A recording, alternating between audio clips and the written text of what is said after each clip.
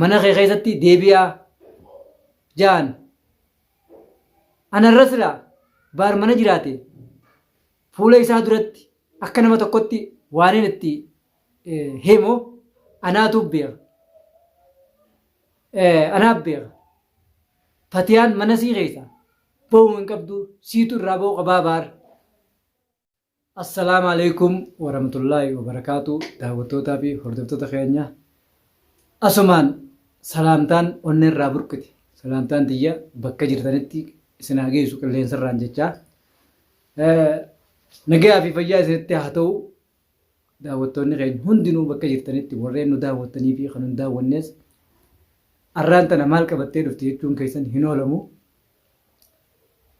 Egaa akkumaan halee dubbaddetti Fatiyaan san manaa ba'uun dhoorkaadhaa baariitu irraa ba'uu qaba malee akkumaan jeetti qaamaan dhaqee baar manaa hin harkanne baariin ni dogoggortee haadha ilmaanii mana keessaa baasuun dogoggora guddaadhaa ati. Bakka isiin baatu ati silaa baatee irra bareedaadhaan jeeni daawwattootaa fi hordoftoota keenya namni dhiirtii wayirraa dhiira fuudhe maa fuuta hin juuni dhiirtii takkaami lamaami sadii'uu afurii'uu ni bulchiti bakka takkatti. Wanni bulchituun dhugaadhaan bulchu. Namni jaartii isaa haadha ilmaanii deemtee ganda keessa deddeemuun isarraa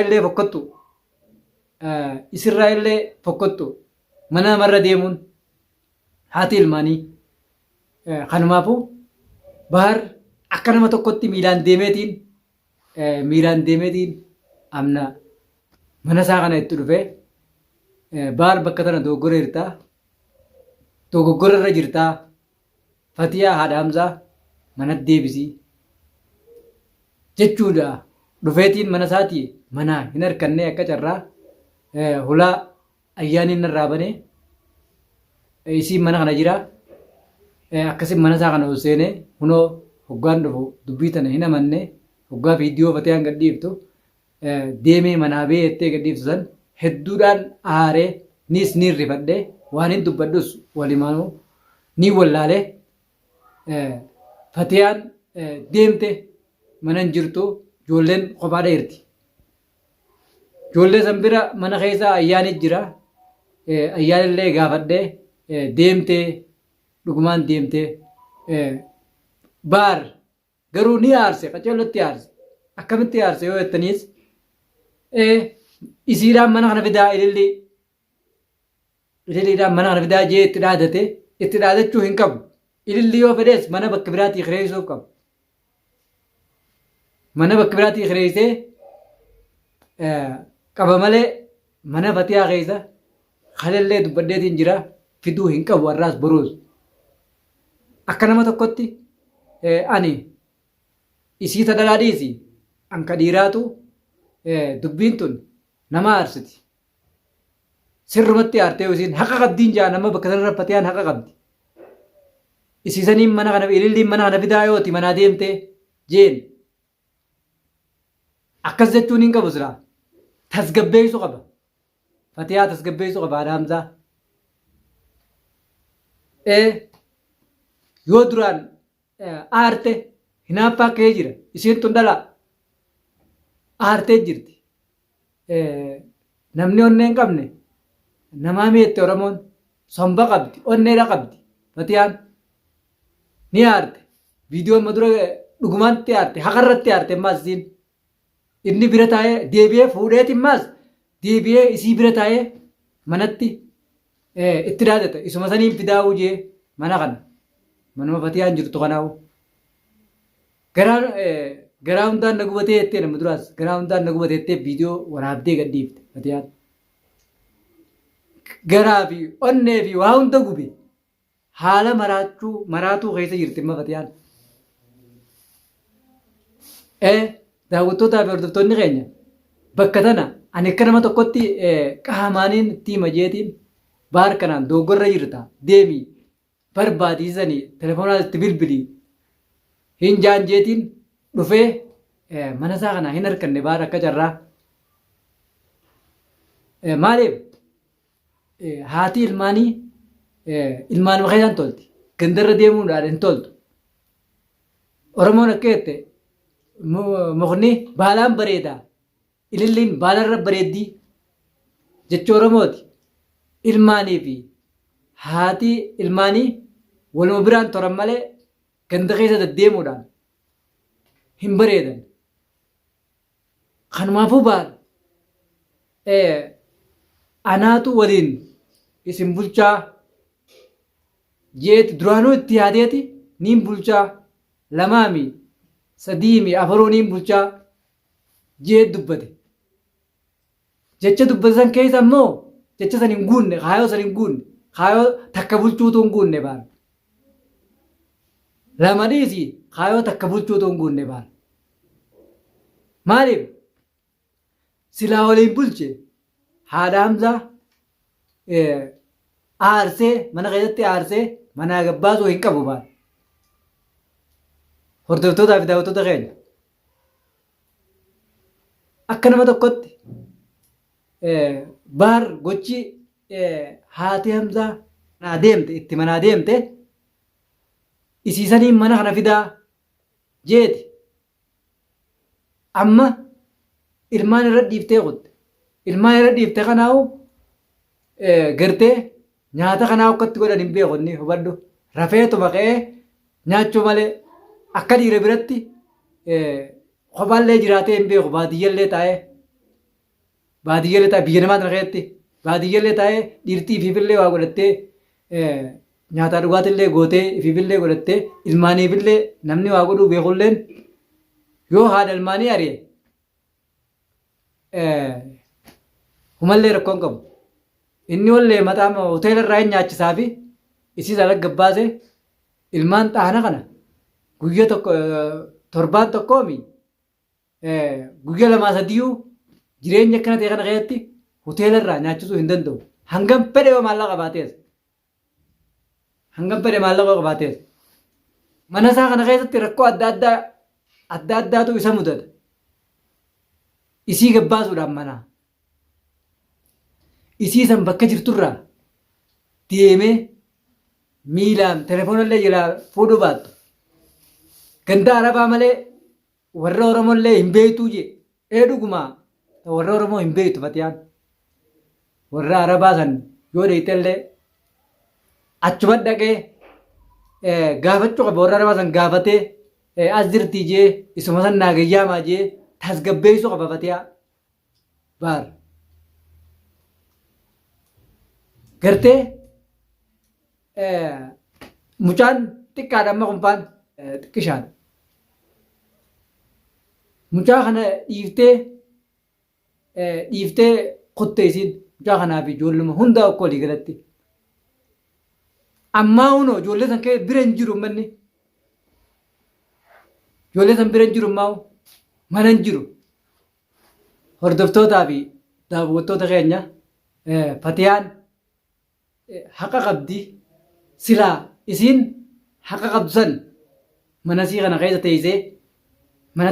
teessee falmattee namallee qabaachuu baattu nuti kunis Oromoodha. Nama Oromoo tokkotti bilbiltee himtee baar roorroo kana naan jira deebi'ee narra fuudhee deebi'ee ammas isuma saniin mana kana fidadhaa eellee san mana kana fidadhaa jee na dhaadate jettee yoo dubbatte mana kana keessa teessee ilmaan sii keessa teessee yoo dubbatte furmaata itti ni goonaaf. Anummaan kunu yoo gartee joolleedhaa nurra joolleedhaa jaanii na tuffatan malee akka nama tokkotti dhugaa jirtu san ittiin hima baaretti. Hordoftootaa fi daawwattoota warreen gartee komantiidhaan Fatiyaadhaan jalaa deemii kana jala maa ta'e isaa jettaniin san arraan tana Fatiyaa san telefoona namaas keessaa tokko jalaa illee hin fuutu. Anillee itti bilbileetiin ture. akkaan dhageettiin kaameraa irratti bilbilee akkaan dhageettiin telefoona itti bilbilee Fatiyaa mana kee keessa deebiin jaan jee itti bilbile san na jalaa hin kaamne Fatiyaan maaliif bilbila nama tokkoo hin fuutu ni aartee jirti siraa mirgasii manuma isii kana keessa teessee falmachuu qabdi Baharis dogoggora guddaa godheen jaa hordoftootaa fi daawwattoota keenya dogoggorri guddaan inni godhe dhalaan ni aarti aara isiisan namni buufachiisuu qabu silaa tasgabbeessuu qabu Baharii ture hanga isiin deemtee manaa baatu kana itti eeguun qabu naasirraa deemaati haadha Hamzaa mana kee keessa taa'ee jechuun qaba ilmaan keessa inni yoo deemee irraa ala gabbee irra hoyya maaliif kayyatoo yoo jettan ilmaanii fi haati walumaan tolan takkaa ilmaan sii kana keessaa isiin alattis gabbaatee hin beektu Fatiyaan arragaa hunoo sababii akkana kanatti baara ala gabbaas sababii fuudhuu isaa irrattis hin dubbanne ni uste deebi'ee manattiin si fidaa jeeni mana sittiin fidaa jechuu kanaatu aarsi hordoftootaa fi daawwattoonni keenya warreen haasoo kana maaltu si naqee jettanillee ni jirtan wanni nama naqaa ilmaan isiitii fi Fatiyaan adda ba'uun tun waan bareedduu miti akka nama tokkotti gorsa dhaamaaf isiniis karaa dandeessanii bilbila keessan yoo isin jalaa fuute itti bilbilaati haadha Hamzaa aarte aara keessan buufadhuu mana kee keessa deebii jechuun qabdan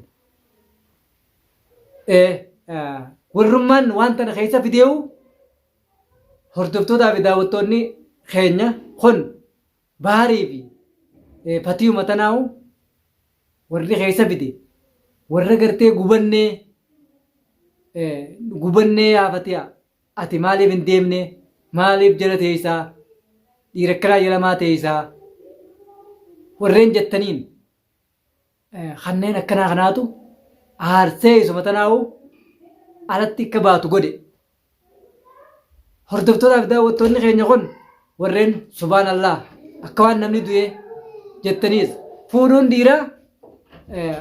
dhiiraa gartee waan jiraati dhiirtii nama fuuti garuu fuudhee ati ilmaan maqee kana keessa taa'ii jechuun qabdan koomantiidhaan jalaa deemii dhiirtii alagaa alagumaa warri jettanilleen ni jirtan koomantiidhaan kana jechuu hin qabdan hireen qooda rabbiiti nama kana hireetuutu waliin nama fidaa wadhu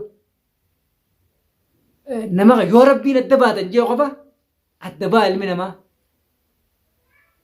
jalaa deemii jechuu hin qabdan yoo isin dhageesse daawwattootaa fi hordoftoonni Fatiyaa guutuun keessanuu arraan tan isiin deemtee yaa ammaa gandaa Arabarra deemtee yaa ammaa ganda Oromoorra deemtee jiraachuun isii kun bareedaa miti ilmaan sii keessaa gabbaatee kana gama keessaatiin telefoonaan warreen telefoona isii qabdan jechuun qabaa jechuun ifin itti dhufe mana isaa kanatti baaretti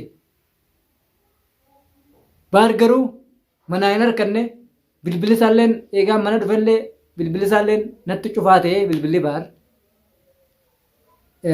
cufaa ta'ee bakka jiru isumaaf beeka mana keessa honoo miyyoo ayyaan takkaatu jira isii ulaan irraa banee eegaan dhufe asumaan dhaamsa gartee viidiyoo kanallee yoo arke inni kun nama qilleensarra taa'u viidiyoo kana yoo arke yoo nama arkutee akka gartee na dhagee barbaada kiyya mana dhuftee illee jee naa bilbiluufin mana dhufe hordoftootaa fi daawwattoonni keenya Fatiyaa jajjabeessuu qabdan. Jajjabeessanii akka mana isii keessatti deebitu godhuu qabdan. Ani immoo qaamaan itti dhaqee bakka inni jiru barbaadee haati Hamzaatuun mana isii keessatti akka deebitu barbaadii godhii. Bakki isiin duraan dhayitu taati beektu ni jirti. Yookaanuutu dhaqee ilaalaa si wajjin dhaynee barbaannaa jeetiin barbaadee isa gaafadhee waan inni juun isinitti deebi'aa hordoftootaa fi daawwattoota keenya hangaaniin viidiyoo biraa qabadhee isinii dhufutti assalaamu alaikum warahmatullaahi wabarakaatuun isiniin jaa.